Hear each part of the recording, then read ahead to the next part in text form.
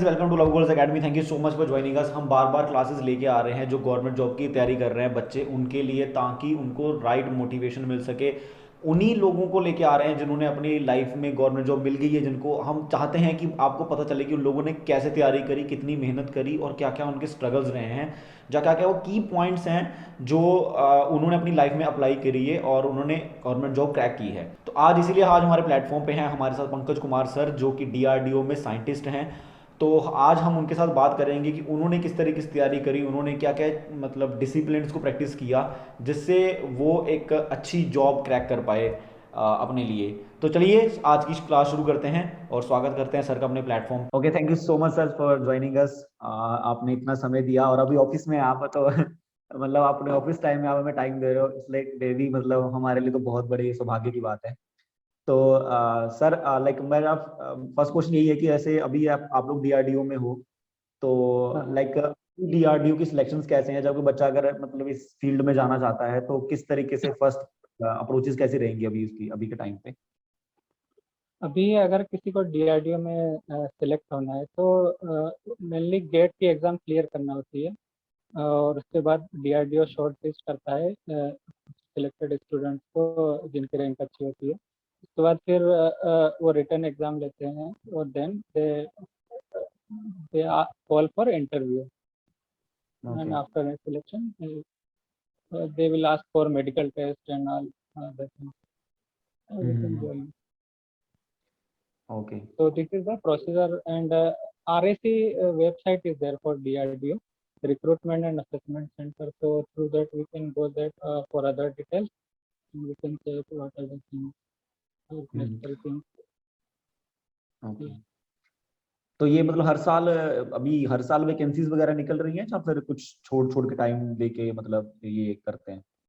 Actually अभी ऐसा हो रहा है कि ज़्यादा रिक्रूटमेंट हो नहीं रहा है गवर्नमेंट में, not in DRDO.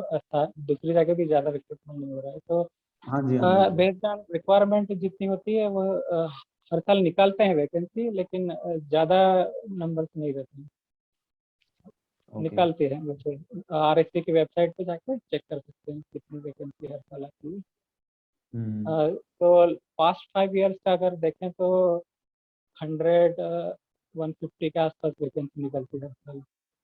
Okay okay, मतलब बहुत ही टफ कंपटीशन है इस 100 और 150 के लिए, तो आई थिंक लाखों लोग अप्रोच करते होंगे हर साल।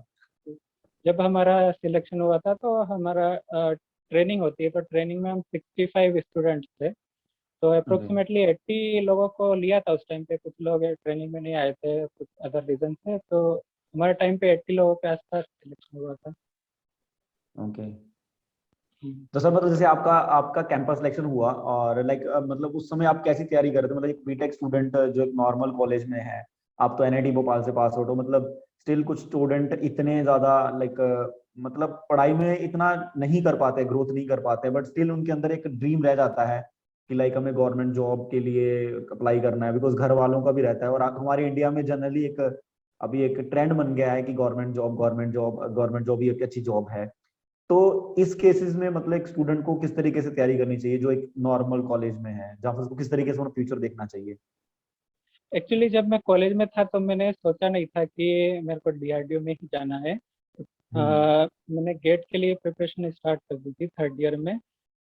तो ऐसा नहीं सोचा था कि मुझे सिर्फ डीआरडीओ में ही जाना है। मैंने सोचा था कि अंडर 1000 रैंक आ जाएगी तो मैं कहीं पे भी सेलेक्ट हो जाऊंगा। तो मेरा ये एम था कि 1000 के अंदर रैंक आना चाहिए। उस हिसाब से मैंने प्रिपरेशन की थी। और anyway, before GATE exam I was selected in through campus selection, hmm. DRDO. So now if you want to work in DRDO, then GATE exam is compulsory. So everyone has to prepare for GATE exam only, and other exam also GATE is necessary. So for GATE we have to do preparation. So GATE, if we want to clear the GATE, then any coaching institute we can join. And other thing is that we should not compare to other persons that they are going means वो हमसे आगे जा रहे हैं या ज़्यादा number ला रहे हैं गेट कोचिंग में जो टेस्ट पेपर होते हैं। हमें अपना एक सिंपल एम बना के चलना चाहिए कि इस टेस्ट में मुझे इतने मार्क्स आना चाहिए, फिर धीरे धीरे प्रोग्रेस करेंगे तो हो जाएगा। अगर ज़्यादा टेंशन लेंगे कि अरे मार्क्स नहीं आ रहे हैं ये, तो उससे कुछ फायदा नहीं होगा। सर जैसे अभी मतलब लाइक अभी गवर्नमेंट जॉब्स नहीं निकल रही हैं और बच्चे फिर भी लाइक पिछले 2-2 साल से 3-3 साल से कुछ बच्चे तैयारी कर रहे हैं, बिकॉज बीटेक निकलने के बाद जनरली ऐसा होता है कि जो बीटेक कर रहे हैं बच्चे वो इतना ज्यादा लाइक क्या बोलते हैं अपने करियर के प्रति क्लियर नहीं होते हैं, and after that they think कि अब चलो गवर्नमेंट जॉब की तैयारी कर लेते हैं। तो उनके लिए बहुत ही हार्ट ब्रेकिंग मोमेंट्स चल रही हैं।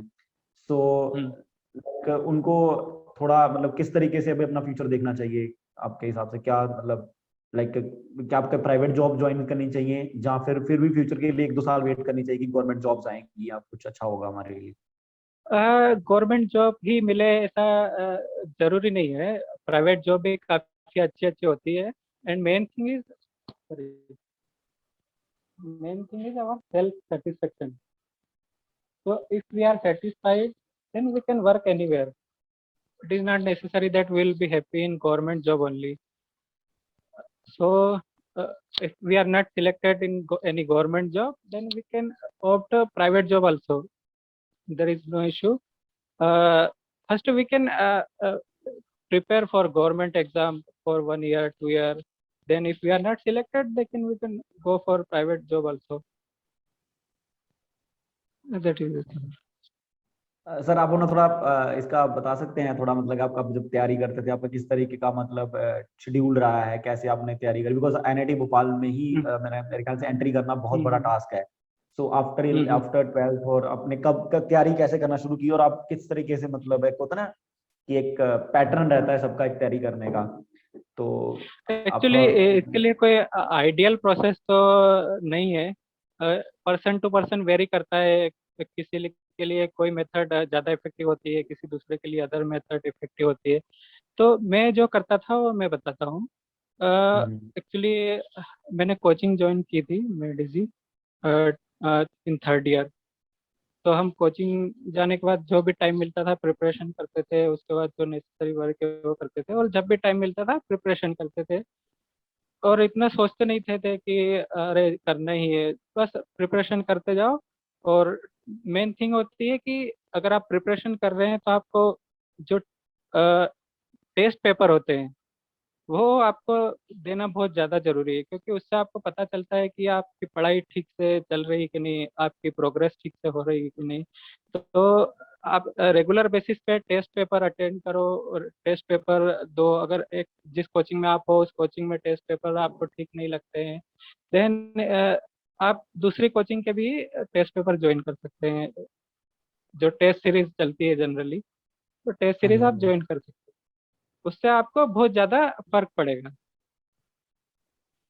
ओके सर, लाइक मतलब ये जो आपने जैसे मतलब जब आप एनआईटी भोपाल में आए तो उससे पहले मतलब लाइक आपने लाइक 12th क्लास में या अपनी 10th क्लास में किस तरीके की तैयारी, मतलब उस समय आपका प्रिपरेशन का मतलब क्या था? मतलब कि आप घर पे रह के प्रिपेयर कर रहे थे कि आपने कोई कोचिंग ज्वाइन करी थी? मतलब जैसे पुअर क्लास स्टूडेंट्स होते हैं जो इतना अफोर्ड नहीं कर पाते हैं, तो उनके लिए कोई सलाह सर? मैंने एक्चुअली कोचिंग ज्वाइन करी थी, but without coaching also we can do preparation, लेकिन वो थोड़ा डिफिकल्ट हो जाता है। अगर आप बिना कोचिंग के प्रिपरेशन करना चाहते हैं तो आपके जो फ्रेंड्स लोग हैं जो कोचिंग जिन्होंने ज्वाइन कर रखी है, या फिर ग्रुप स्टडी कर सकते हैं। या कुछ डाउट आ रहे हैं तो आप आपस में डिस्कस करके उसको सॉल्व कर सकते हैं। ऐसे करके प्रिपरेशन कर सकते हैं। Without coaching also we can do, we can buy coaching notes and all other things. Okay sir like सबसे बड़ी चीज रहती है मेनली कि देख मतलब जैसे आप लोग तो गेट की तैयारी कर रहे थे है ना बीटेक में ही, बट जनरली रहता है कि गेट के लिए भी क्रैक करना एक बहुत ही बड़ा टास्क होता है स्टूडेंट्स के लिए।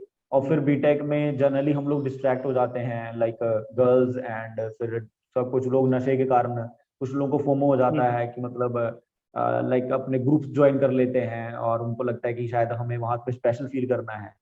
तो ऐसे टाइम हाँ। पे आपने अपनी डिस्ट्रैक्शंस को कैसे कंट्रोल किया था, या फिर आप किस तरीके से अपनी डिस्ट्रैक्शन या अपनी प्रैक्टिकल लाइफ को कंट्रोल करते थे? एक्चुअली मैं जब कॉलेज में था तो जब मैं फर्स्ट ईयर में था, फर्स्ट ईयर में मैं फर्स्ट ईयर में जब जो लोग जाते हैं तो बहुत ही सीधे होते हैं, उनको ज़्यादा कुछ पता नहीं होता है। मतलब 95% लोग ऐसे होते हैं जो बिल्कुल सीधे होते हैं, उनको कुछ भी पता नहीं होता है बाकी दुनिया के बारे में। 5% ऐसे लोग होते हैं जो बहुत कुछ करते हैं। तो मेनली होता क्या है कि जब हम दूसरे के साथ में रहते हैं तो जो जैसा होता है हम उसके साथ वैसा होते जाते हैं, उसके जैसा बिहेव करते जाते हैं। सामने वाले को देखेंगे कि ऐसा ये कर रहा है तो मैं भी ऐसा करूँगा। माहौल का बहुत ज़्यादा फर्क पड़ता है। जैसे हम हॉस्टल में रहते हैं तो बाकी बच्चे क्या कर रहे हैं हम उसको देख के भी इन्फ्लुएंस होते हैं और वो चीज़ें करने लग जाते हैं।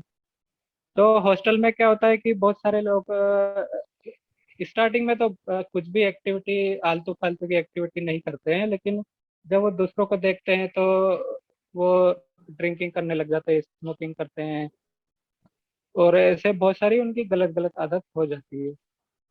तो मैं जब फर्स्ट ईयर में था तो मेरे आसपास के जो फ्रेंड्स थे या फिर मेरे जो भी फ्रेंड्स थे, अ, कुछ फ्रेंड्स ऐसे थे फर्स्ट ईयर में जो ऐसी चीजें करते थे, तो मैं भी धीरे धीरे सीख गया था वो सारी चीजें।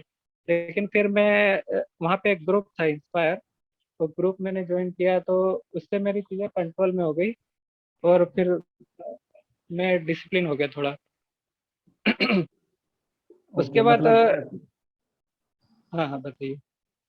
हाँ प्लीज कंटिन्यू कीजिए।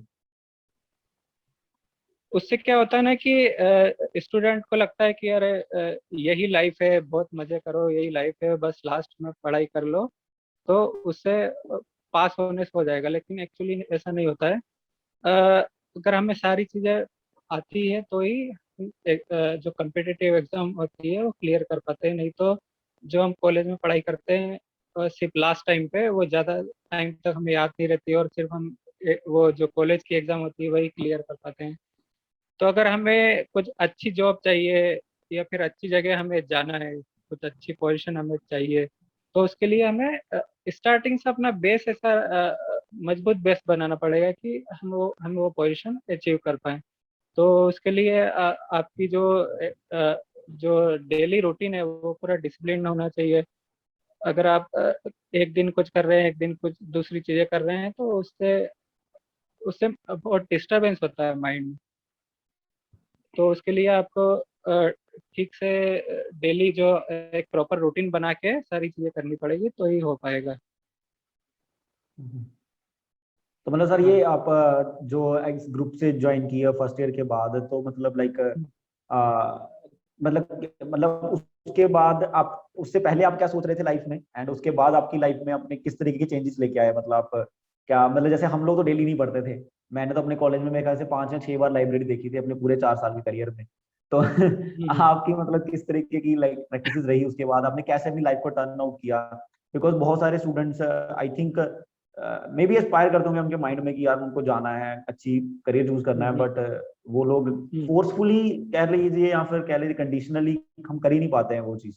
तो अगर थोड़ा हम्म। प्रैक्टिसेस आप बताएंगे तो शायद अच्छा रहेगा कुछ स्टूडेंट्स के लिए जो इन हैबिट्स में फंस गए हैं। जब मैं फर्स्ट ईयर में तो हॉस्टल में था, उसके बाद सेकेंड ईयर में मैंने भोपाल में ग्रुप है इंस्पायर, वो ग्रुप मैंने ज्वाइन कर लिया, और दिल्ली में ग्रुप में ही रहता था। वहाँ पे रहने के लिए फैसिलिटी थी।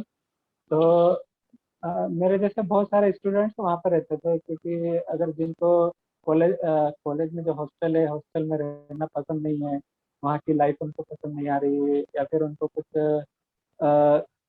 जम नहीं रहा है, तो वो वहाँ पे ज्वाइन कर सकते हैं इंस्पायर, और वहाँ पे रह सकते हैं। तो मैंने भी वो इंस्पायर ज्वाइन कर लिया था। एक्चुअली मेरा रीज़न ज्वाइन करने का कुछ और था, मुझे हॉस्टल नहीं मिल रहा था सेकेंड ईयर में, तो मेरे फ्रेंड्स लोग वहाँ चले गए तो मैं भी वहाँ चला गया था। लेकिन हम्म। जब मैं वहाँ गया तो मुझे वहाँ जाके बहुत अच्छा लगा। मतलब वहाँ पे लाइफ पूरी डिसिप्लिन रहती है। मॉर्निंग में आपको जल्दी 6 बजे उठना रहता है।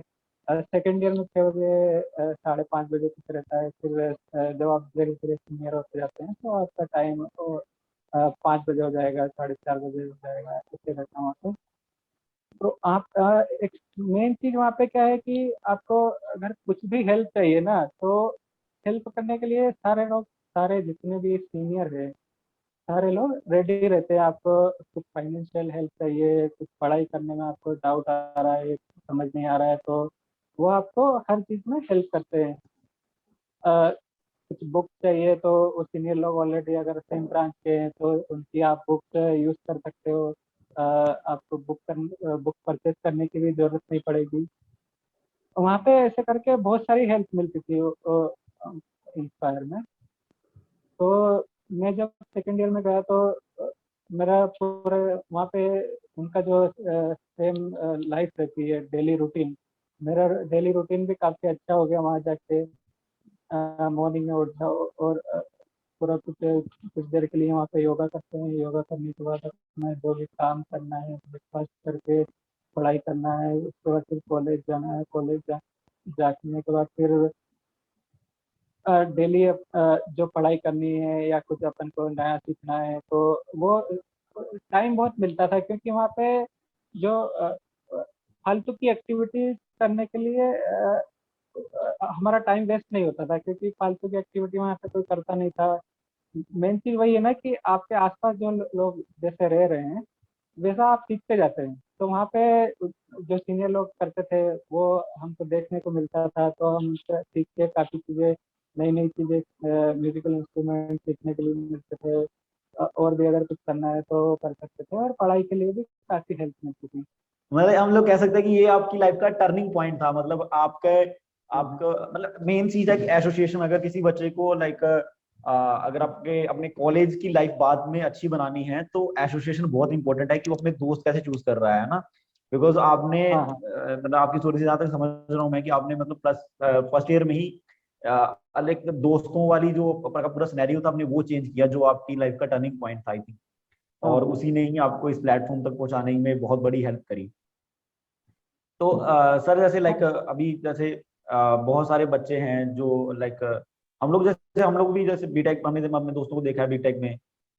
वो लोग अपने कॉलेज में निकलते हैं और फिर मतलब उनको हॉस्टल में फर्स्ट ईयर के बाद तो मैक्सिमम कॉलेजेस में अलाउड ही नहीं होता रहना, तो बच्चे बाहर चले जाते हैं। फिर तो उनकी जिंदगी मतलब वो तो भगवान ही भरोसे हो जाती है। वैसा डिसिप्लिन तो कुछ रह नहीं जाता, बंदा 11-12 बजे उठता है और फिर उसके बाद हाँ सोने का तो फिर रात का पता ही नहीं कब सोएगा। तो लाइक हाँ। मतलब ऐसे ग्रुप्स ढूंढना कुछ स्टूडेंट्स के लिए तो बहुत डिफिकल्ट है कि कैसे मतलब ऐसे ग्रुप्स में रहे, बिकॉज अनफॉर्चुनेट कंडीशन है लाइक बच्चों की। तो सर लाइक हम्म। जो बच्चे लाइक अब सेकेंड ईयर से बाहर निकले हैं और जो इतनी अच्छी एसोसिएशन में नहीं है, तो उनके लिए क्या टिप्स एंड ट्रिक्स हैं आपके कि क्या पर्टिकुलर उनको थोड़ा सा क्या क्या चीजें लाइफ में माइनस करनी चाहिए अपनी, जिससे वो अच्छा कर सकते हैं अपनी लाइफ में। मेन चीज यही है कि अगर आपको, मेन ये है कि आपका जो एसोसिएशन है वो सही रहना चाहिए। तो जैसे मैं फर्स्ट ईयर में था तो मैं बहुत गाली देता था, बहुत गुस्सा भी आता था मुझे, अपने दोस्तों के ऊपर बहुत गुस्सा करता था। तो उससे क्या होता है ना कि अपनी रिलेशन भी खराब होती है और माइंड में नेगेटिव एनर्जी आती है। तो अगर आप कुछ चीज़ें ठीक से कर रहे हैं तो जो ठीक से कर रहे हैं वो भी चीज़ें ठीक से नहीं होगी, और आप अ, आ, आपकी चीज़ें सारी धीरे धीरे खराब होती जाएगी। तो उसके लिए मेन आपको क्योंकि जो कॉलेज लाइफ ऐसी होती है कि उस टाइम पे जो एज रहती है हमारी टीन एज, उस टाइम पे ना इन्फ्लुएंस का बहुत ज़्यादा फर्क पड़ता है कि हमारे साथ वाला क्या कर रहा है, तो अरे हमको लगता है कि वही सही कर रहा है और यही सब कुछ है, तो हम भी वो करना चाहते हैं। तो हमारा मेन चीज़ वही है कि उस टाइम पे हमारा माइंड को कंट्रोल करना बहुत मुश्किल है। और जिसने उस टाइम पे कॉलेज लाइफ में जो 4 साल रहते हैं अपने माइंड को कंट्रोल कर लिया, तो वो जो चाहे वो कर सकता है। एग्जैक्टली। तो उसके लिए आपको मेन चीज़ वही है कि आपको डिसिप्लिन रहना है। उसके लिए बहुत सारे ग्रुप्स रहते हैं कॉलेज में, तो वो ग्रुप आपको जो सही लगे वो आप ज्वाइन कर सकते हैं। ओके ठीक है sir, thank you so much. Thank you.